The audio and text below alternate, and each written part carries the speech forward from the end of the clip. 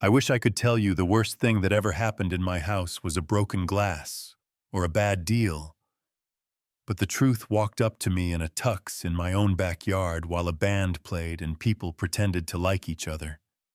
I came home early holding a silly brown teddy bear stepped onto the stone path and froze. My 8-year-old Lily on her knees in wet grass reaching for the crutch my wife Serena had just kicked away. She whispered, "Please, Mom, give me my crutch back." And the party smiled a little wider, like drama was part of the entertainment. And yeah, that happened. I didn't raise my voice, I just moved. I set the bear down, put Lily's crutch in her hand, and stood between them like a door that suddenly remembered it was a wall. Serena smiled for the crowd and said she was teaching independence. I said, "You don't teach independence by stealing the one tool a kid needs to stand. Give me a break." Our housekeeper Rosa had that look people get when truth sits hot in their mouth. "Mr. Mercer, this isn't the first time." I told Serena to gather her things. She hissed that my daughter would chain me for life, that I'd never hold my head up again, and I heard myself say it clearer than I've ever said anything. "You don't talk about my daughter like that, you're done here." The door shut, the music died out, and in the quiet, Lily asked the question that lands like a hammer. "You won't leave me, right?" I had nothing shiny to stand on, just years of being the last car in the driveway and the first flight out, but I put my hand on her hair and said, "I'm here, I'm not going anywhere." That night my phone lit up. Data breach, urgent fires at the office. And I stared at the ceiling while my kid slept with her fist around my shirt, like she was anchoring a boat, two tides pulling at me. And for once I didn't pick the one that paid. By breakfast, the internet had our names for breakfast. A headline.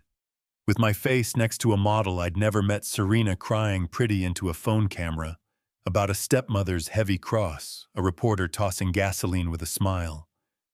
You know what I mean.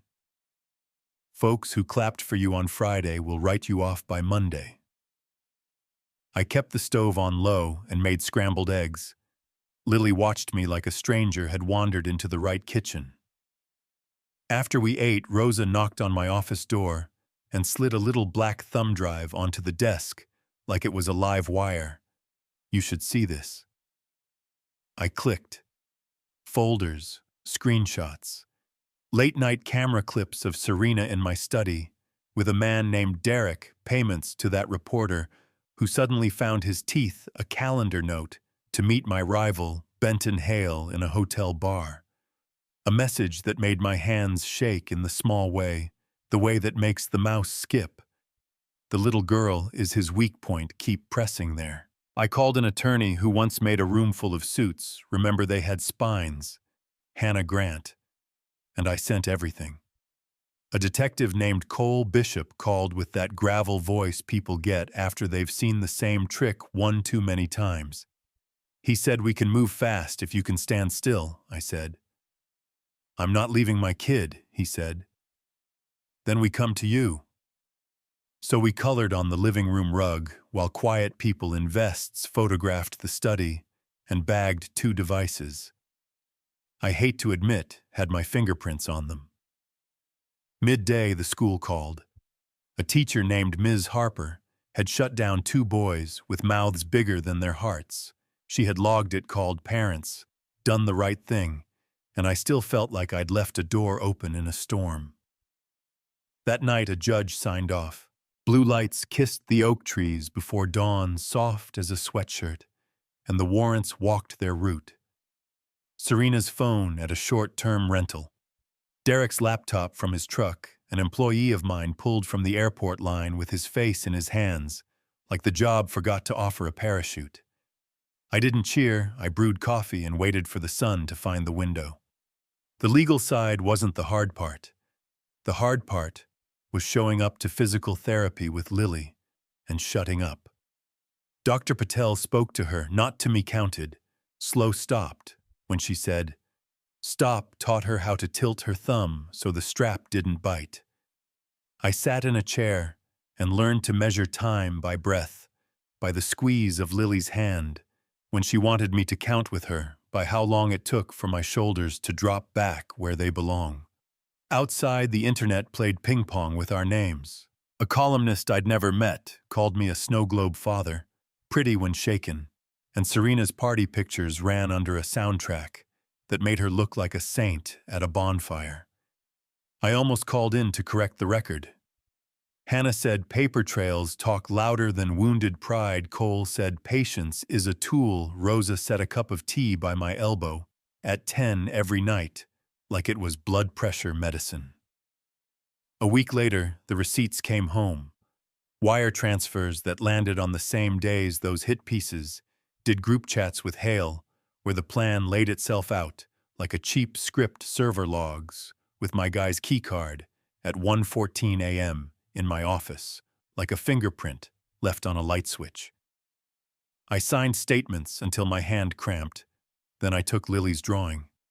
2 stick figures holding hands on a crooked road, to a frame shop that smelled like glue and sawdust. She didn't pick the gold frame, she picked plain black with a white mat, like she knew the point wasn't shine, it was the story. We hung it where the morning light squares the floor, and something in the house unclenched. Neighbors stopped by to sit and not gossip. Rosa laughed in the kitchen for the first time in months.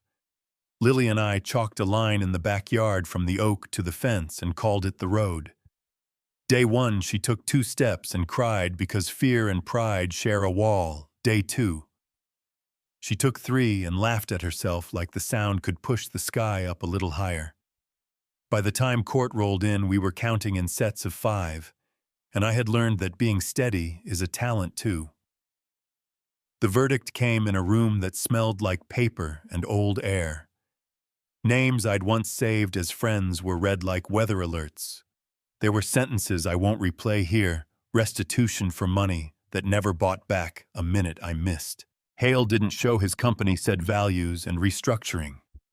The reporter offered an apology that seemed to come pre-drafted, and Serena kept her eyes on the ceiling, like there was a softer story up there.